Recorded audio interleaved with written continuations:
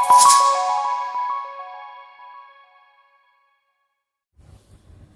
बच्चों, most welcome. बहुत स्वागत है आपका मेरे YouTube channel maths by Anjay sir में। मेरा नाम है अंजय। आज मैं आपको कोऑर्डिनेट ज्योमेट्री जो 10th क्लास में इम्पोर्टेंट रोल प्ले करती है और आगे नेक्स्ट क्लास में भी आपके लिए जो इम्पोर्टेंट रोल प्ले करेगी उसको आज पढ़ाने जा रहा हूँ। पढ़िए, समझिए, यहाँ की बातें कम काम ज़्यादा। तो सारी बातें छोड़ करके सबसे पहले कोऑर्डिनेट ज्योमेट्री पढ़ते हैं।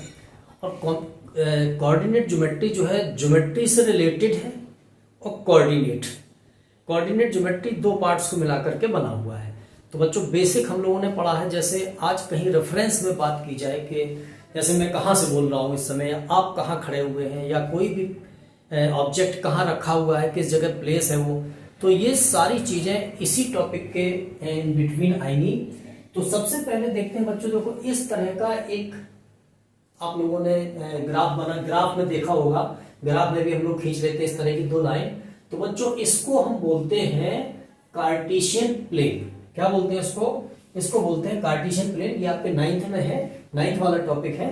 अभी उसका थोड़ा थोड़ा बेसिक में ले रहा हूं यहाँ पर 10th क्लास में आगे चलने के लिए। तो सबसे पहले देखते हैं इस वाले लाइन को बच्चों हम लोग बोलते हैं एक्स एक्सिस। क्या बोलते हैं इसको? X axis. और इसी को हम लोग बोलते, इस वाली लाइन को बोलते हैं हम लोग एक्स एक्सिस के अलावा भी क्या बोलते हैं हम लोग? एब्सिसा कहते हैं इसको, ABCISSA, एब्सिसा। और इस वाली लाइन को बोलते हैं बच्चों वाई एक्सिस, और इसको बोलते हैं ऑर्डिनेट। ये बच्चों ये पूरा एक्स एक्सिस, ये पूरा वाई एक्सिस। वो पॉइंट जहां पर एक्स एक्सिस और वाई एक्सिस इंटरसेक्ट करते हैं उसके कोऑर्डिनेट होते हैं 0 0। और बच्चों इसको बोलते हैं हम लोग ओरिजिन। क्या बोलते हैं इसको? ओरिजिन। ठीक है, ये ओरिजिन होता है, ये वाला पॉइंट ओ से डिनोट करते हैं इसको, और इसके कोऑर्डिनेट होते हैं 0 0। इसको बोलते हैं ओरिजिन। ये पूरा एक्स एक्सिस यहां से लेकर के और यहां तक ये पॉजिटिव एक्स एक्सिस होता है बच्चों, इसको पॉजिटिव एक्स एक्सिस बोलते हैं। और इस ओरिजिन से यहां तक ये नेगेटिव एक्स एक्सिस होता है। ठीक है ना, नेगेटिव एक्स एक्सिस। और इसको एक्स डैश भी बोल देते हैं, एक्स डैश, वाई डैश। यहां पर यहां से लेकर के यहां तक और नीचे तक ये हो जाता है नेगेटिव वाई एक्सिस। इतनी बात मेरे ख्याल से आप लोगों को समझ में आ गई होगी। अब आगे चलते हैं। अब देखते हैं बच्चों, इसमें देखो 4 कुछ खाने बने दिखाई दे रहे हैं। इन खानों को हम लोग बोलते हैं क्वाड्रेंट। देखो 1 क्वाड्रेंट, 2 क्वाड्रेंट, 3 क्वाड्रेंट और 4 क्वाड्रेंट। तो इस वाले यहां से चलते हैं बच्चे, इस तरह से हम लोग चलते हैं एंटी क्लॉकवाइज। तो ये होता है हमारा फर्स्ट क्वाड्रेंट। ये वाला जो क्वाड्रेंट होता है इसको बोलते हैं हम फर्स्ट क्वाड्रेंट। और ये वाला होता है इसको बोलते हैं हम लोग सेकंड क्वाड्रेंट। इसको बोलते हैं बच्चों थर्ड क्वाड्रेंट। ये थर्ड क्वाड्रेंट है, शॉर्ट में लिख रहा हूं मैं। ये है बच्चों फोर्थ क्वाड्रेंट। अब देखो एक चीज और है आगे कि देखो यहां से यहां तक एक्स एक्सिस। अब आगे चलते हैं, पहले एक चीज और समझते हैं। सबसे पहले लिखते हैं कोऑर्डिनेट। कोऑर्डिनेट में बच्चों इस तरह से लिखा जाता है, सबसे पहले जो पार्ट होता है वो एक्स एक्सिस का होता है और उसको बोलते हैं एब्सिसा, ABSCISSA, एब्सिसा। और सेकंड वाला पार्ट जो होता है बच्चों उसको बोलते हैं ऑर्डिनेट। तो पहले क्या लिखा जाता है कोऑर्डिनेट में? एक्स एक्सिस, यानी एब्सिसा जो होता है वो एक्स एक्सिस होता है, और ऑर्डिनेट जो होता है वो उसको क्या बोलते हैं हम लोग? Y axis. तो पहले एक्स की वैल्यू और फिर वाई की वैल्यू। तो ये कोऑर्डिनेट को लिखने का तरीका होता है। पहले एब्सिसा की वैल्यू यानी कि इस वाले की वैल्यू, इस वाले एक्सिस पे जो भी है, और फिर उसके बाद लिखते हैं ऑर्डिनेट की वैल्यू। बेसिक बता रहा हूं मैं आपको। फिर इस वाले लाइन पे जो भी वैल्यू होती है वो लिखते हैं। ठीक है ना। अब देखो ये बात हमेशा ध्यान रखना कि देखो एक्स एक्सिस पर ये पूछा जा सकता है पहला, always on the X axis y is equal to 0 always. X axis पर, इस पर इस लाइन पर एब्सिसा पर y की वैल्यू हमेशा 0 होती है। ऐसे ही y एक्सिस पर, second on the y axis, on the y axis हमेशा x इज इक्वल टू 0 होगा। ये बात आपको हमेशा ध्यान रखनी है, ठीक है ना। x एक्सिस पे y equal to 0 and y axis पे x इक्वल टू 0। कहीं भी इस पूरे एक्सिस पे, यहां से लेकर के यहां तक और आगे तक भी है, आगे तक कहीं भी अगर x एक्सिस पे वैल्यू लिखी जाएगी, कोई भी कोऑर्डिनेट लिखा जाएगा एक्सिस पे, तो y की वैल्यू ऑलवेज 0 होगी। ऐसे ही y एक्सिस पर जब भी कोऑर्डिनेट की कोई भी वैल्यू लिखी जाएगी तो उस पर x की वैल्यू ऑलवेज 0 होगी। जहां दोनों काटते हैं, इंटरसेक्ट करते हैं, देखो तो इस वाले अगर एक्सिस पे देखा जाएगा तो y की वैल्यू 0, और इस वाले एक्सिस पे देखा जाएगा तो y इक्वल टू 0। इसलिए जहां दोनों इंटरसेक्ट करते हैं उसको ओरिजिन बोलते हैं और उसको ही रेफरेंस पॉइंट भी बोलते हैं, ठीक है ना।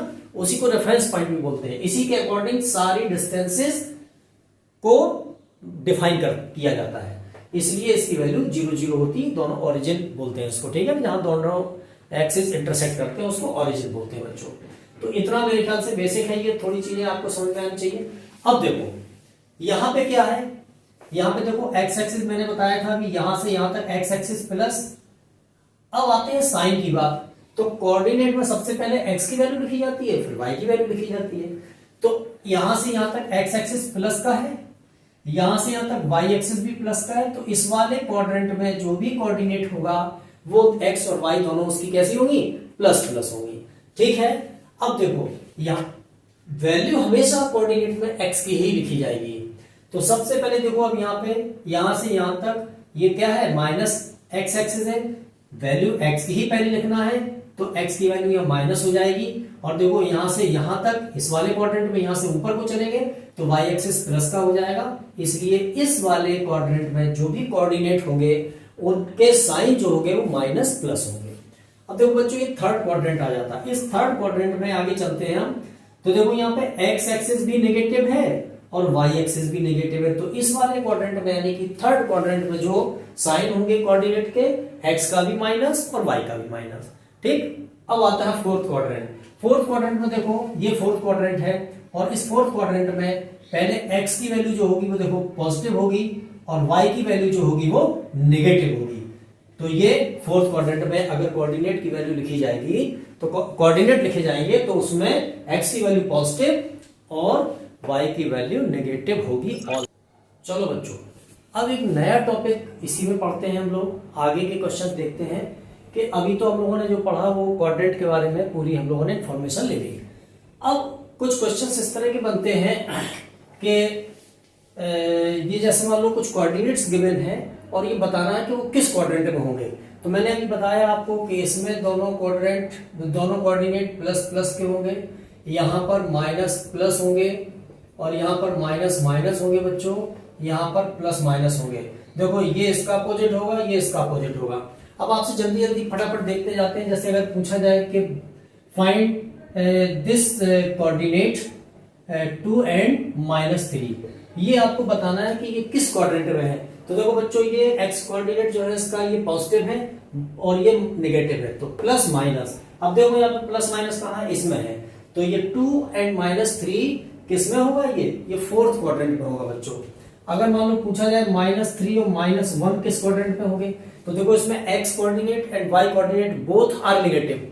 तो अब देखो नेगेटिव नेगेटिव कहाँ है, नेगेटिव यहाँ है, तो इसका मतलब है कि ये वाले कोऑर्डिनेट थर्ड क्वाड्रेंट में होंगे, ठीक है ना।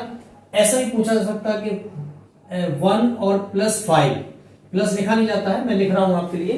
तो 1 and 5 दोनों पॉजिटिव हैं, दोनों पॉजिटिव फर्स्ट क्वाड्रेंट में हैं, इसलिए ये 1 और 5 फर्स्ट क्वाड्रेंट में होगा, ठीक है ना। ऐसा भी पूछा जा सकता है कि 3 and 0।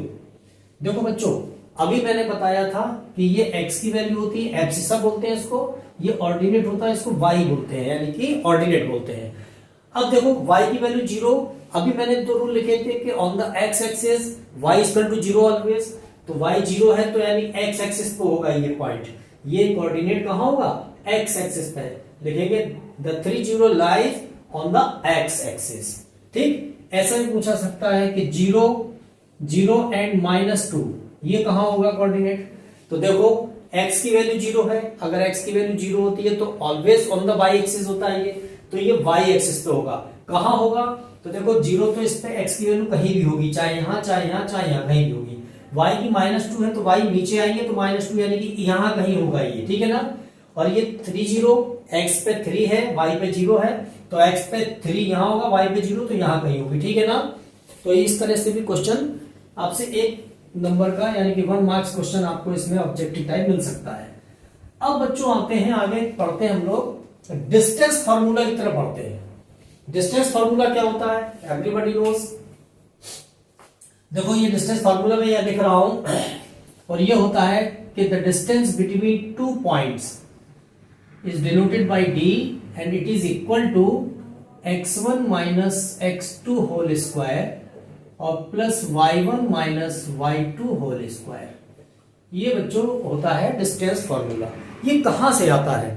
देखो मैं बताता हूं आपको कैसे आता है। सपोज दैट इन जो भी मैंने अभी बताया था कि ये रेफरेंस पॉइंट है और इसी के से डिफाइन किए जाते हैं सारी आपकी पोजीशन, किसी भी पॉइंट की पोजीशन।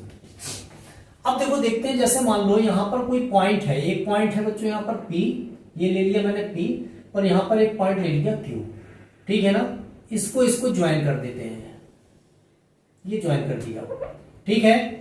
अब इस P जो पॉइंट है इसके कोऑर्डिनेट है बच्चों x1 एंड y1, और जो Q है उसके है x2 y2। देखो यहां पर x1 minus x2 whole square और x2 minus x1 whole square दोनों ही होता है। होल स्क्वायर करेंगे तो चाहे x1 माइनस x2 का करो या x2 माइनस x1 का करो, होल स्क्वायर दोनों का इक्वल आएगा। अब देखो कैसे ये फॉर्मूला कहां से आया वो मैं बता रहा हूं, इसका डेरिवेशन बता रहा हूं मैं। देखो ये एक पॉइंट है कोई P, उसके कोऑर्डिनेट है x1 y1, एंड दूसरा पॉइंट है Q, उसके कोऑर्डिनेट है x2 y2। अब चलते हैं आगे की तरफ। इसको यहां से परपेंडिकुलर ड्रॉ कर देंगे, यहां से भी परपेंडिकुलर ड्रॉ कर देंगे, इसको इससे ज्वाइन कर देंगे, ठीक है ना। इसको पॉइंट ले लेते हैं R। अब देखो ग्राफ में हम लोग पढ़ते आए हैं कि अगर ये डिस्टेंस जितनी होगी उतनी ही ये डिस्टेंस होगी।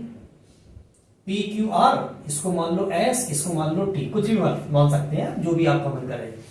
अगर इस पॉइंट पर x की वैल्यू x1 है तो यानी कि ये डिस्टेंस x1 है, तो ये डिस्टेंस भी x1 है। इतना बात मेरे ख्याल से सबको समझ में आ रहा होगा। इस पॉइंट पे x की वैल्यू x2 है, तो यहां से ये x2 है, तो यानी कि ये वाली डिस्टेंस x2 है। क्लियर? अब देखो यहां से यहां तक की डिस्टेंस x2 है, यहां से यहां तक की x1 है, तो बच्चों इतनी रह गई, ये वाली डिस्टेंस कितनी रह गई? x2 minus x1। तो ये भी हो गई x2 minus x1। Why? Because the opposite side of a rectangle or squares are equal। तो ये रेक्टेंगल बनता है क्योंकि ये परपेंडिकुलर ड्रॉ किया है मैंने, तो ये रेक्टेंगल बनेगा। रेक्टेंगल ही बन सकता है, स्क्वायर ही बन सकता है, लेकिन अपोजिट साइड्स इक्वल होंगी, इसलिए जितना ये उतना ही ये। सिमिलरली अगर यहां से इस पॉइंट पर ऑर्डिनेट y है, तो इसका मतलब ऑर्डिनेट ये होता है y, तो ये भी ऑर्डिनेट हो गया, तो यानी कि ये वाली डिस्टेंस आपकी कितनी है? y1, ठीक है। यहां से यहां y1, तो ये भी y1, तो ये भी y1, यहां से ये भी y1। ये डिस्टेंस कितनी है? देखो ये y2 है इस पॉइंट पे, तो यानी कि यहां से लेकर के यहां तक y2, तो यहां तक भी y2, तो ये y2 हो गई। अब देखो तो इतनी डिस्टेंस कितनी बची? y2 minus y1। समझ में आ गया होगा मेरे ख्याल से, यहां से लेकर के और यहां तक की डिस्टेंस y2 माइनस y1 होगी। इस डिस्टेंस को ले लेते हैं d, क्योंकि यही हमें फाइंड करना है। PQ मुझको निकालना है और उसको अपन लोग ले लेते हैं d। अब देखो इन ट्राइंगल P, ये R है बच्चों, यहां पे ये R है point PRQ, in triangle PRQ। देखो ये राइट एंगल ट्राइंगल है ना, क्योंकि ये राइट एंगल तो ये भी राइट एंगल होगा, करस्पॉन्डिंग एंगल होंगे, इसलिए ये दोनों इक्वल होंगे, तो ये 90 तो ये भी 90। परपेंडिकुलर ड्रॉ किया, ये भी परपेंडिकुलर, तो ये 90 90 हो गया। अब देखो ये वाला राइट एंगल ट्राइंगल है कि नहीं? अगर किसी भी ट्राइंगल का एक एंगल राइट एंगल हो तो राइट एंगल ट्राइंगल होता है, तो ये राइट एंगल ट्राइंगल है। अब राइट एंगल ट्राइंगल में क्या होता है, पाइथागोरस लगती है बच्चों। पाइथागोरस थ्योरम क्या होती है कि हाइपोटेन्यूज का स्क्वायर पढ़ा है हम लोगों ने, P Q square is equal to base square which is P R square, और परपेंडिकुलर स्क्वायर यानी कि क्यू आर स्क्वायर। इसमें देखो बच्चों पी क्यू की वैल्यू क्या है आपके पास, डी है तो आप रखेंगे डी स्क्वायर। पी आर क्या है, पी आर अभी यहां निकाली x2 माइनस एक्स वन, क्या निकाला आपने x2 minus X one square है, आप भी स्क्वायर कर दो। क्यू आर क्या निकाली अभी हाल आपने, क्यू आर ये y2 माइनस वाई वन है, तो ये y2 माइनस वाई वन है, स्क्वायर चढ़ा है आप भी स्क्वायर चढ़ा दो। क्यू आर की वैल्यू इतनी है, स्क्वायर है तो आप भी स्क्वायर चढ़ा देंगे, ठीक है ना। इतना बात सबको समझ में आ गई अच्छी तरह से कि hypotenuse square equal to base square plus perpendicular square, वो मैंने लिख दिया है। अब बस केवल कुछ नहीं करना है, ऑन टेकिंग स्क्वायर रूट, जब स्क्वायर रूट लेंगे आप, on taking square root, square root जब लेंगे तो देखो इस पे भी स्क्वायर रूट चढ़ा देंगे, इस पे भी चढ़ा देंगे, यहां पे चढ़ाइए, तो ये हो गया D square is equal to x2 minus X one whole square और plus y2 minus Y one whole square. Square root यहां भी बच्चों और स्क्वायर रूट यहां भी, तो देखो यहां पे स्क्वायर रूट जब निकालेंगे बाहर, मतलब ये तो निकलेगा नहीं, तो ये x2 minus X one whole square आएगा, क्योंकि अगर बीच में प्लस और माइनस अगर लगे रहते हैं तो स्क्वायर रूट नहीं निकाल सकते आप, और plus y2 minus Y one whole square, और ये आ गया आपका अंडर रूट में, और ये डी स्क्वायर का स्क्वायर रूट आ जाएगा, तो ये डी आ गया। मैंने अभी बताया था ये बच्चों डिस्टेंस फार्मूला ट्राई हो गया आपका। अब अगर देखो यहां मैंने लिखा x1 minus X two whole square, यहां आ गया x2 minus X one whole square, both are equal.